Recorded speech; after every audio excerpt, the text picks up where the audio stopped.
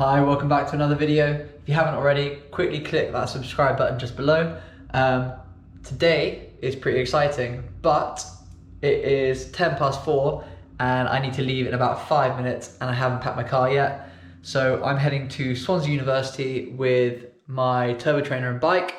And basically today we're going to get in the heat chamber and do some acclimation. So I will see you in the car in a few seconds. Okay, so just pulled up at the university. This is engineering department, which is where all the sports science labs are at Swansea Uni. I actually did my undergrad here a few years ago now. I graduated in 2016. So got my turbo and got the bike. I'm gonna get all set up and then we'll have a chat when we are about to get going. Okay, so just start off the acclimatization. I am a minute in. It's already pretty hot in here, but takes a few minutes for the sweat to start going on, but let's get going. It's hot. Very hot. Okay, so Dr. Mark Waldron from Swansea Uni is obviously letting me come into this lovely heat chamber, but I thought I'd quickly get him to explain a little bit about, I guess, temperature chosen, and then also, I guess, what the desired outcome is. Yeah, so a lovely heat chamber is one way of describing it. So the chamber temperature today is 35 degrees Celsius, and the humidity is 40%. Both of them factors are really important. One, because the outside temperature starts to become hotter than your skin temperature, so it changes the gradient from the air to the skin, and it becomes much more closer to what your core is, so it becomes much more hard to handle that heat.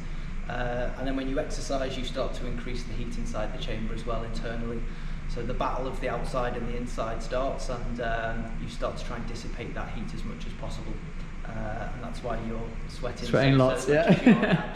So one of the ways you cool is you sweat and you vasodilate, so you send blood to the skin surface, and that's one of the ways that you survive better in the heat.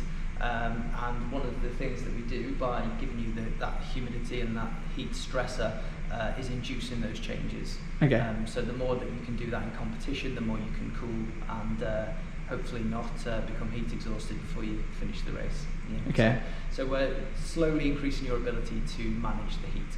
So in terms of like sweating's a good thing, isn't it, really, in terms of performance? Yeah, sweating's a good thing, and you can characterise it in two ways. So the onset of sweating, so that's how quickly you start sweating, that's important, and also how much you sweat.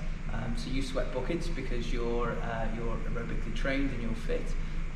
So you have even by being slightly trained, you would be partly heat acclimated. By adding in the heat to your training, we're going to increase that. So you'll increase your sweat onset, yeah, and you'll increase the amount of sweat you're able to produce. And that's really important for evaporative cooling. Cool. Yeah. And then so in terms of like, obviously I'm doing Ironman Texas in just over 5 weeks now. Yeah. In terms of like the temperature there is not going to be, I guess, boiling hot, but yeah, maybe like early 20s to 25. Yeah. Doing sort of heat prep at 25 degrees, how does that kind of, what was sort of, obviously the sweating element of it, but what other benefits are there really? What are the benefits? From doing obviously the heat acclimatization like sort of hotter than, yeah, your actual race. Well, one of the things we've been looking at recently, and it's been a concept around for a while, but people are still unsure on the data on it, is that you can train in the heat not only to adapt for exercise in the heat, but there's a transfer to exercise in a cool environment as well. So I think there's some fairly convincing data on that at the moment, including what we've produced in our own lab. And that transfer is really important. So it's been shown that you get some cardiovascular adaptations and some changes to the volume of your blood, so plasma volume, and those things have a beneficial effect. Cardio respiratory effect, yeah. So and the idea is you could carry that over into your race performance as well. Cool. As well as being heat acclimated, yeah. Perfect. So I'm going to come in a couple more times a week for the next block of training, and then hopefully get a result in Texas. Cheers for that, Mark. So I hope you guys enjoyed Mark chatting about basically the ins and outs of doing the heat acclimation in the chamber, the temperature, the kind of the sweat rates, that sort of stuff. In terms of like what I'm trying to achieve, like information is king. So the more you know, the more you can kind of work to improve. So one would be like if you sweated a absolute ton, you'd probably want to try and think about your fluid intake in hot climates. So at like 35 degrees, I was sweating like 1.7, 1.8, but I don't know the exact number, but my sweat volume was massive. So in a really hot race, you know, I'd have to try and counterbalance that a little bit. Otherwise, you're just going to lose so much sort of body weight during the race and be dehydrated by the end. But yeah, it's really interesting. I think it's going to be really game changing. So I'm going in twice a week, every week except for the week of Salou, which I'll only just do one session. So if you guys have got any more questions about what I'm doing, all the kind of ins and outs of it, please drop it in the section below.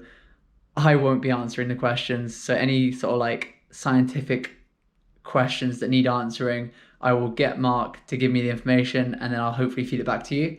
If there's like a quick, easy question that I can answer, I will do my best to give you guys knowledge. At the end of the day, there's a whole load of like evidence behind using heat acclimation, and every year if you go and watch sort of Kona, you can kind of see people exploding left, right and center. So it's definitely something that more people should be looking at doing, and it's not always necessary for just those big hot races. There is definitely an improvement factor even if you're sort of mild 20-degree temperatures as well. So anyway, cheers for this week, guys, and then next week we'll be starting to look at racing in Salou, so stay tuned.